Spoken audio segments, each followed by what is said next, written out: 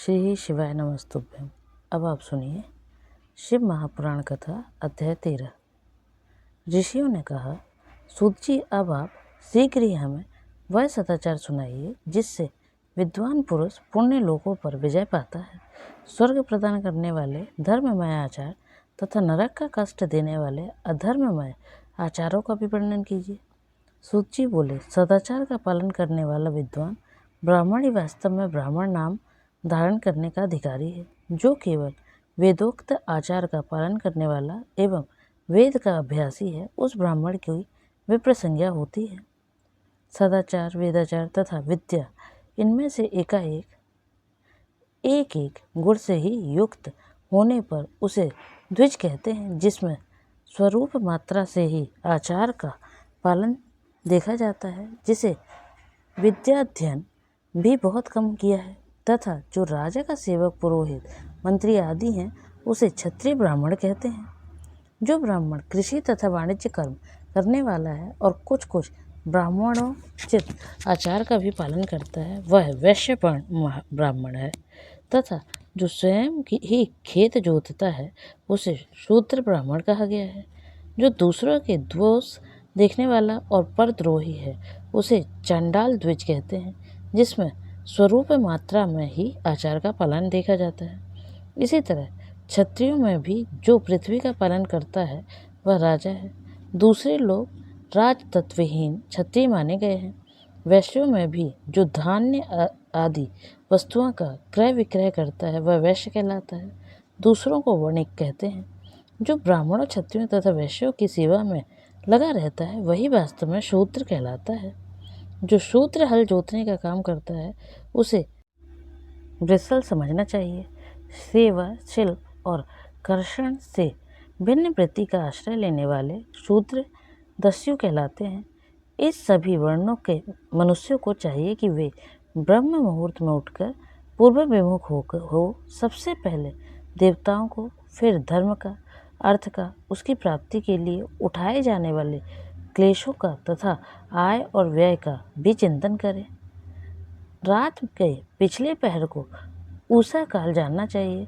उस अंतिम प्रहर का जो आधा या मध्य भाग है, उसे संधि कहते हैं। उस संधि काल में उठकर द्विज को मलमूत्र आदि का त्याग करना चाहिए।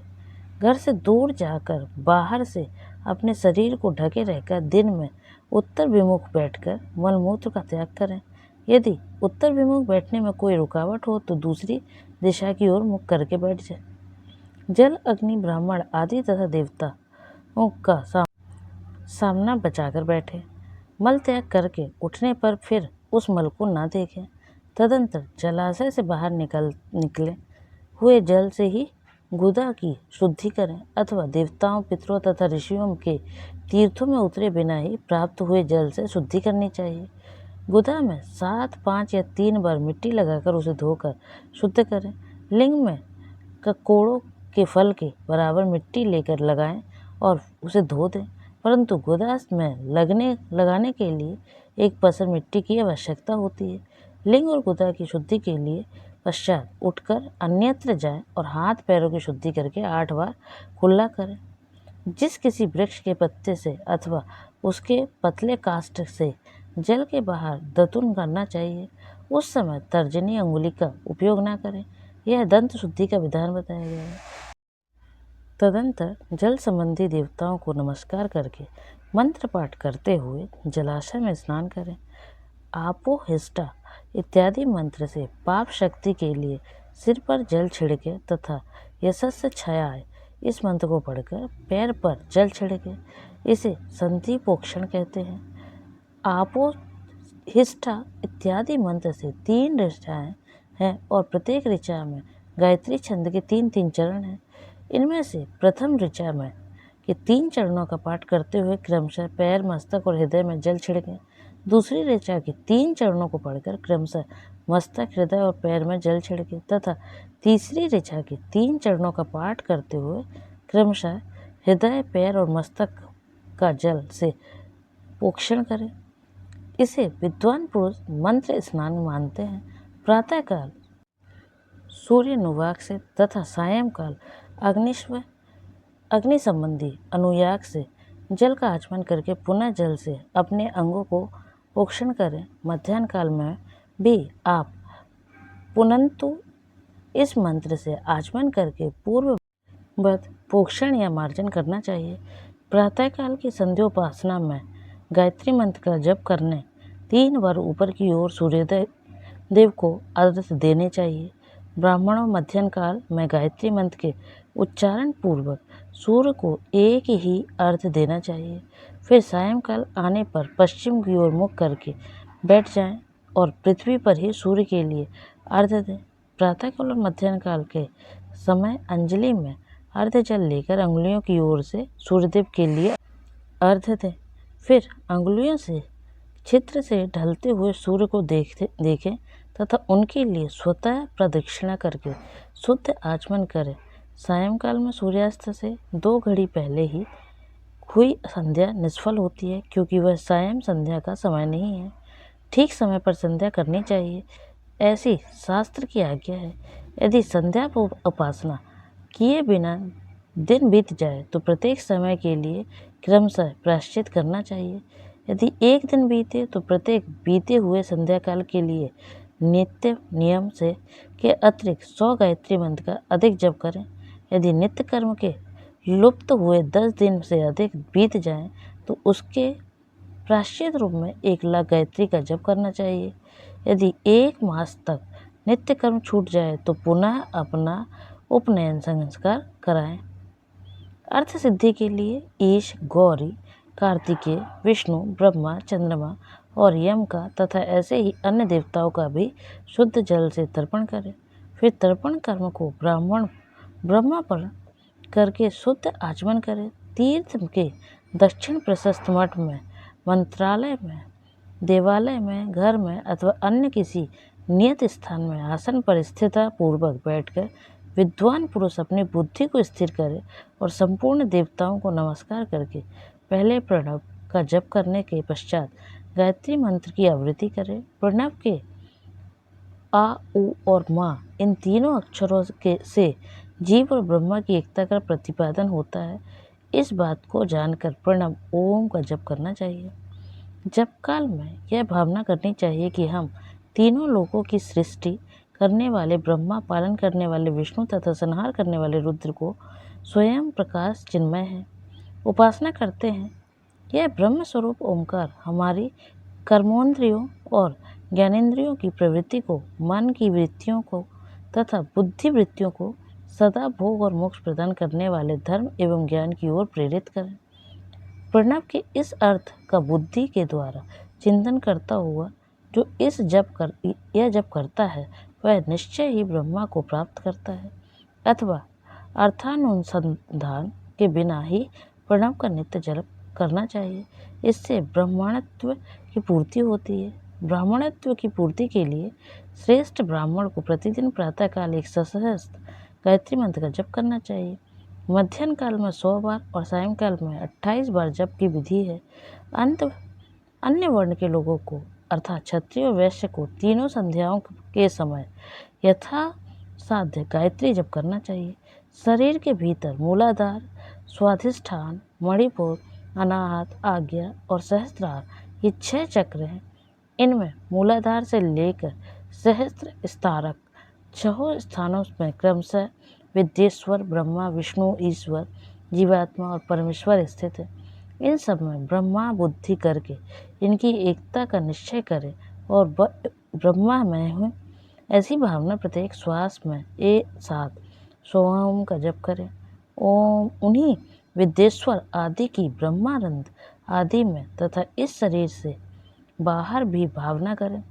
प्रकृति के विकारभूत महत्व से लेकर पंचभूत पर्यंत तत्वों से बना हुआ जो शरीर है, ऐसे सहस्त्रों शरीरों का एकाएक अजपा गायत्री के जप से एक एक के क्रम से अतिक्रमण करके जीव को धीरे धीरे परमात्मा से संयुक्त करे। यह जप का तत्व बताया गया है। 100 अथवा 28 मंत्रों के जप से उतने ही शरीरों का अतिक्रमण होता है। इस प्रकार जो मंत्रों का जप है इसी को आदि क्रम से वास्तविक जप जानना चाहिए। सहस्त्र बार किया हुआ जप ब्रह्मलोक प्रदान करने वाला होता है, ऐसा जानना चाहिए। 100 बार किया हुआ जब इंद्रपद की प्राप्ति कराने वाला माना गया है। इससे अधिक समय तक नियम का उल्लंघन हो जाए तो पुनः नए सिरे से गुरु के नियम ग्रहण करें। ऐसा करने से दोषों की शांति होती है, अन्यथा वह रौवर नरक में जाता है। मुमुक्ष ब्राह्मण को तो सदा ज्ञान का भी अभ्यास करना चाहिए।